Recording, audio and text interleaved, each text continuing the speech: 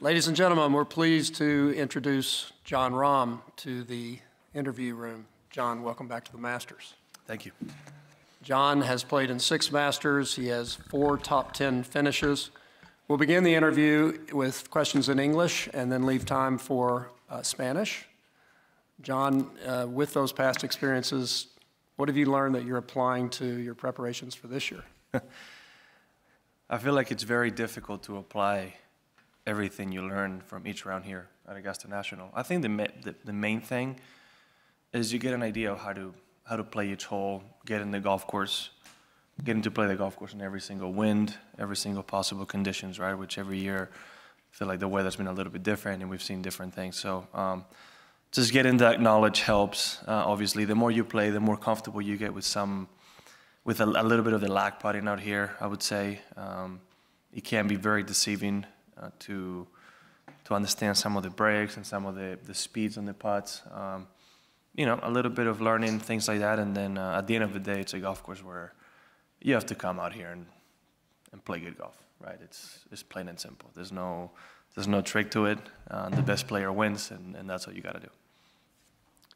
Daniel. You've had remarkable success on the PGA Tour so far this year, but as a test of golf, how different is this than what you see week in and week out on the PGA Tour? And as a result, does it make how you were playing before not maybe as indicative as it would be for another major? I mean, you can always, the form you're on can always be indicative on how good a chances you have, but at the end of the day, it's a new week, right? What you've done before doesn't really matter. Period. There's been many times where there's players that haven't had their best year, but for some reason they come out here and they feel confident on their chances, and they've done good golf, right? Some of the lefties come to mind. They've always come out here and have good performances. Obviously, Tiger, every time he came out here, it seemed like he had a good chance. Jordan, no matter what, he's up on the radar, right? So, again, there's something about this golf course. I think it's because it allows you to play however you want to play it. That always gives every player a chance, right? There's multiple options of the tee, multiple options into greens. There's not one style of golf. You can pretty much do it however is most comfortable for you, and if you play good golf, you might be able to get it done. Sean? Yeah, the number of times you play here, the experience you build up, a lot of guys say they get more comfortable. Certain things get easier. I'm curious, as time goes on, you rack up tournament experience here. Is there anything that gets tougher? I wouldn't say anything gets more difficult. I mean, not to keep talking about the same hole I think everybody talks about, but 12 doesn't seem to get any easier anytime you play it. There's other holes that you get more comfortable with. That one just depends on the wind gust and if you pull the right club or not, right? That would be the only thing I would say. Is the one hole out here that I think has a question mark for all of us, because it's just depending on the day. There's been days where you get there, the wind's dead, and it's the easiest 9-iron you'll hit. And there's days where the wind's a little swirly, and the club ranges. You have no idea what the wind's doing. You kind of have to get comfortable with your choice and try to execute right. And you see a little bit of everything. Every other hole, though, I think you can pretty much manage your game pretty well out there. That one is just, the margin of error is so small. Jon, there's a clear gap now between the world's top 3 and everybody else. What have you, Scotty, and Rory got that nobody else has? I wouldn't know what to tell you.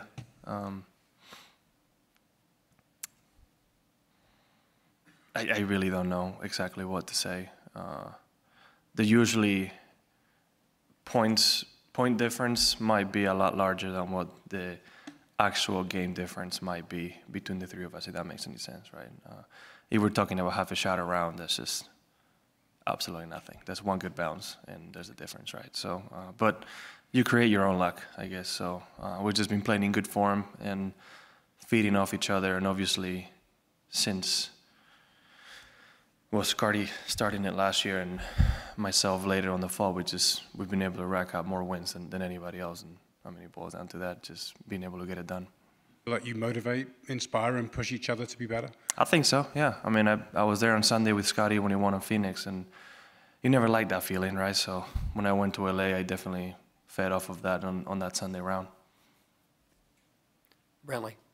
Are you a big believer in kind of momentum from tournament to tournament? And if so, did the players in that week, did that kind of slow any kind of role that you may have been on? Well, if anything was going to slow anything down, it would have been Arnold Palmer, not players. I actually felt really comfortable at players in the first round. Didn't make the putts that I wanted to make, but it was a very comfortable tee-to-green ball striking round. I was looking forward to it throughout the rest of the week. It's just can't, sometimes life gets on the way in that sense. But no, I'm a week-to-week type of guy. Just because, if you believe that something like that can stop positive momentum when you get in a negative run, how can you change that, right? It's just, if you're waiting for something outside yourself to change things, I don't think is the best way to look at it in my mind. Every single tournament I go to, my plan is to win, and my mindset doesn't deviate from that. So I would say, again, I'm more of a week-to-week type of guy. Jon, with respect to data points, at the end of the week, if there are one or two that will be reflective of you having a great week, what would they be? Well, it's hard to say. Historically, it's not a golf course where people, when they go to win, hit a ton of fairways or a ton of greens. Somebody told me the average green hit percentage was in the 60-some%. Highest winner was Tiger one year with 82%, I believe. This was told to me recently. But I think the one thing everybody has in common is whatever is happening around the greens, right? If you can limit those mistakes and turn those mistakes into pars, sometimes birdies, maybe sometimes a bogey, you're always, that's kind of like the motto of major championships, right? If you go back and see Scotty's round last year, how many times did he miss a green and get up and down, make a par and keep the round going, right? And then made a few birdies and distanced himself from the entire field.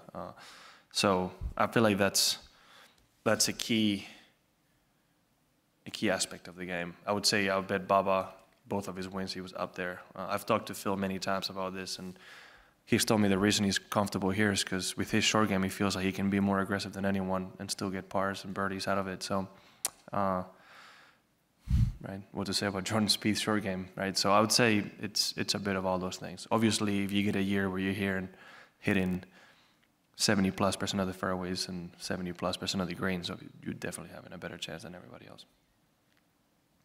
Very good. Hey, Jon. Just curious, can you describe your feelings and mindset on the first tee and how they can change or potentially change from Thursday to Sunday?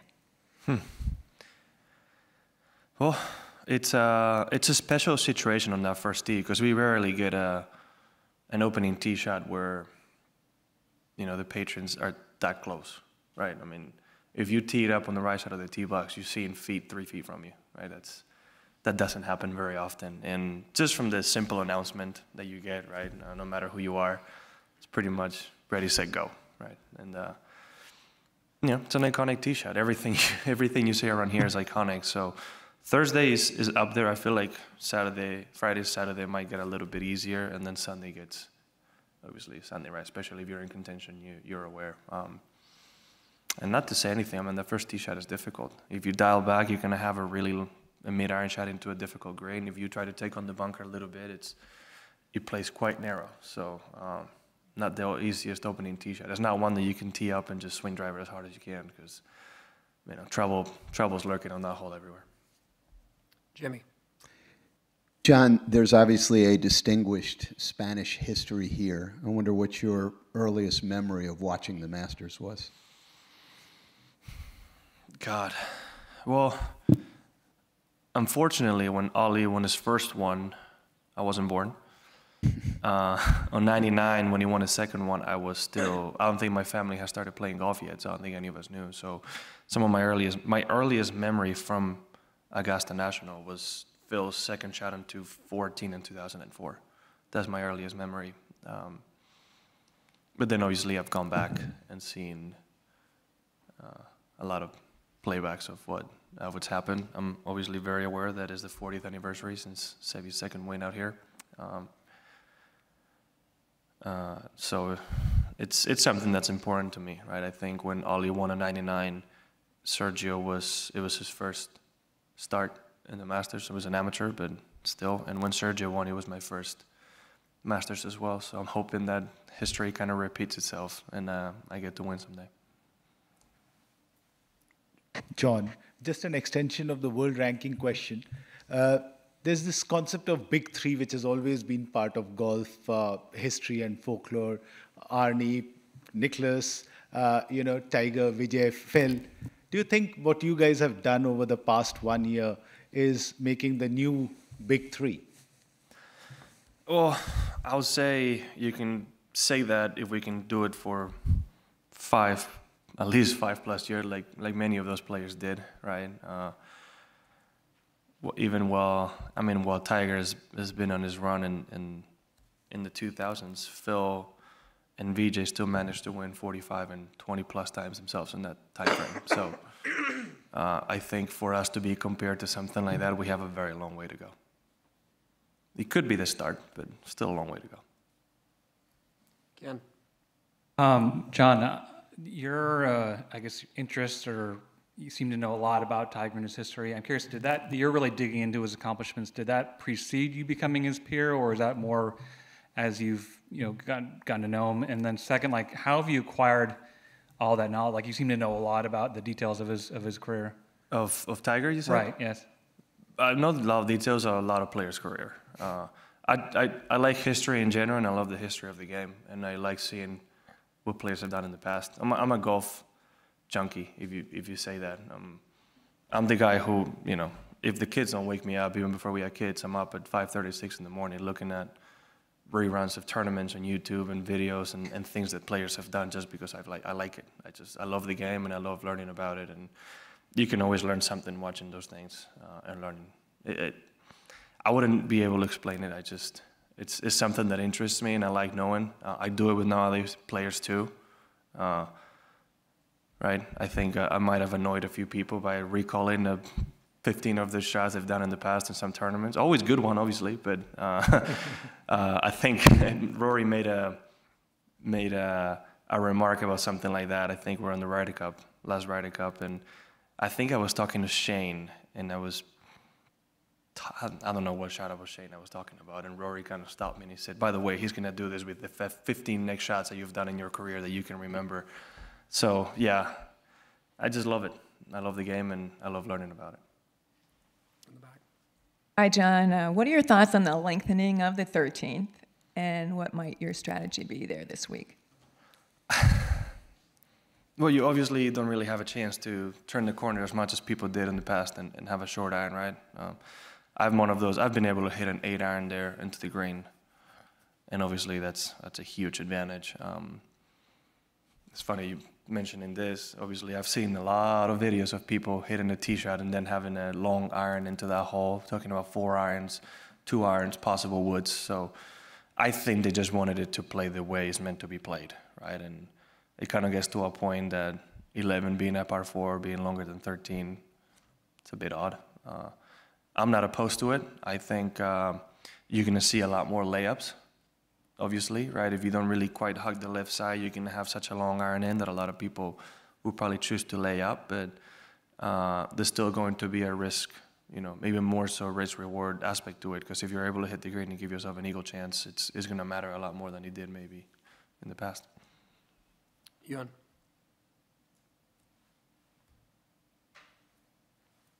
Okay, sorry. John, if you go back to last year's JP McManus Pro-Am, how important was that week for the top players to kind of come together and hash out ideas and start to come up with a vision to reshape the PGA Tour? I think it was important with what was going on in the world of golf to basically show unity to ourselves, right? To show some sense of vision for the PGA Tour as players ourselves. I think that was important, not only for the tour itself, but just for us players to see that, okay, where's everybody at and where do we want the ship to be going to, right? And that was the beginning of obviously a long process, but I think I'm glad we did it. I think it was needed, right? I don't remember last time, let's say the top 10, 15 players of the PGA Tour ever got together to discuss the future, right? And I think it was something that was really good for all of us. And hopefully, hopefully in the future we don't have to keep doing this because things are going so well. Just one more in English. Daniel? Sort of piggybacking off Alan's question, this week having the 18 live guys here, and it seems like everyone's getting along really nicely. Does it change the dynamic? Does it make you miss them? What are your emotions have been hanging out around those guys this week? Nothing changes, really. I don't think they feel any different. I don't feel any different with having them. To be honest, when I saw Dustin first yesterday and then Sergio, I kind of forgot, honestly. It kind of didn't dawn on me until I looked down and I saw Dustin wearing FootJoys. I was like, oh, yeah, great, things are different. I kind of forgot, right? I hadn't seen him since the Open Championship, but it didn't really register in my mind. To me, it was just Dustin. I feel like I've spent more time playing with him and against him than in this new dynamic we have, so I don't think it changes at all. At least not in my mind. Questions in Spanish? Yes.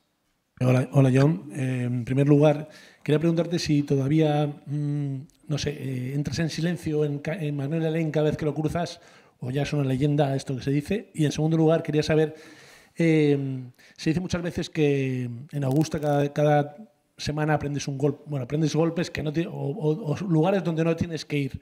¿Me podrías decir cuál es el último secreto de Augusta que has descubierto? No te sabría decir cuál exactamente, qué lugar no hay que ir, porque hay tantos. Hay tantos. Es más que, digamos, situaciones o zonas del campo en las que no puedes ir. Hay algunas que, digamos, parecen ser buenas, que no siempre son tan fáciles como parecen ser, por ejemplo, ¿vale? Pero nada nuevo que fuese el año pasado o algo que te pueda comentar que me acuerde exactamente cuál ha sido. Yo creo que son las obvias, ¿no? Es algo que cualquier jugador de golf podría decirte, aquí es difícil, aquí no. Y de cara a Magnolia Lane, sí, para mí siempre, una vez entras por la entrada y encaras ya lo que es la carretera y la entrada es único, es algo único. Sea el Masters o no, es algo que para cada golfista es especial. No sabría cómo decirlo. No. Me imagino que, si lo pongo en términos de un futbolista, si alguien pudiese año tras año poder jugar una final, como sea de Copa del Rey o de la Champions, y que fuese siempre en el mismo estadio, yo creo que yo sentiría lo mismo en ese pasillo al entrar al estadio, ¿no? Y no cambia. Al final es algo que es tan especial para todos que sigo recordando como si fuese la primera vez. Y Kelly se ríe también siempre porque siempre digo lo mismo con ella, ¿no? Es cada vez que entro le digo, el mejor chip and green del mundo no lo podemos usar, que es el de la izquierda. Y se ríe porque lo digo cada año, no me doy cuenta, pero ahora que lo pienso, pues sí, lo he dicho bastantes veces. Hablando de final de la Champions, en un año como este que ha empezado 2 veces por la puerta grande, ¿no? ¿La preparación para el Masters es diferente o sigue siendo otro mundo esto? Hombre, cambia porque yo creo que cada año igual estás un poco más o menos cómodo con algunas partes del juego, ¿no? Y siempre hay que, digamos, pulir ciertos detalles. Pero como norma en general, no, obviamente hay que trabajar en algunos de esos golpes del tee de salida, ¿no? El 10, que hay que mover a derecha e izquierda. El 13, bueno, el 13 no cambia tanto ya porque ahora hay que ir más recto que otra cosa, pero siempre hay algún golpe que tienes en mente, igual irte a unas zonas del campo donde entrenes que haya cierto desnivel para acostumbrarte a algunos de los golpes que tienes en este campo, pero como norma en general no cambia mucho, ¿no? De momento no he cambiado. Sí, no sé, nunca hay una receta especial sobre lo que hay que hacer, ¿verdad? Llegas a un campo y hay que hacer lo que hay que hacer para ganar, pero no sé si uno se puede preparar para las condiciones porque cada año cambian. Hablando de las condiciones, parece que va a ser una semana complicada, con lluvia más o menos dura. En términos de actitud, si quieres, ¿no? ¿Cómo te preparas? O si se puede uno preparar mentalmente para eso. No sé si puedes. Yo creo que si un golfista tiene que saber hacer algo es adaptarse al campo, adaptarse a las condiciones. Y yo creo que eso es algo lo más importante. Y la última cosa es, Rory, le preguntaban sobre el tema del ranking mundial y estar entre los 3 primeros y demás, y decía que habéis desayunado juntos y que no habéis hablado de esto, ¿no? O sea, que al final... ¿Ha venido antes que yo? Sí, sí. Ah, sí, hemos desayunado juntos. Sí, Por eso, que no vais a hablar. Entonces, ¿cuánta relevancia tiene realmente esto? ¿O cuánto lo tienes en cuenta? Yo creo que lo pensáis vosotros más que nosotros. Al final, yo te puedo decir que si gano esta semana y no llego a número en el mundo, me da exactamente igual. Yo te lo puedo decir claramente y yo creo que muchos firmarían. Yo creo que se le dice a Phil, te quitamos un grande, pero te ponemos de número 1 un año. Te dice que no, da igual. Y al final, a no ser que consigas algo como Greg Norman o como Tiger, no sé si de verdad importa tanto llegar al número 1 en el mundo, ¿no? O sea, lo podemos poner un poco. Mira lo que ha hecho LeBron James este año, con el récord de puntos, batiendo a Karim. Y la gran mayoría todavía van a decir que Michael Jordan es mejor que él, ¿no? Al final, los campeonatos, esos torneos, es lo que de verdad cuenta. Y yo creo que muchos pensamos parecido en ese sentido. Gracias, Jon. Thank you very much for your time today. We wish you the very best this week. Thank you.